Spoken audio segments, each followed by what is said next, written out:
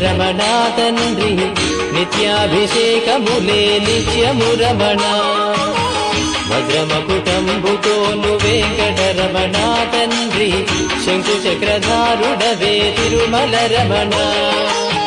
మూడు నామాలతోను వెంకటరమణ తండ్రి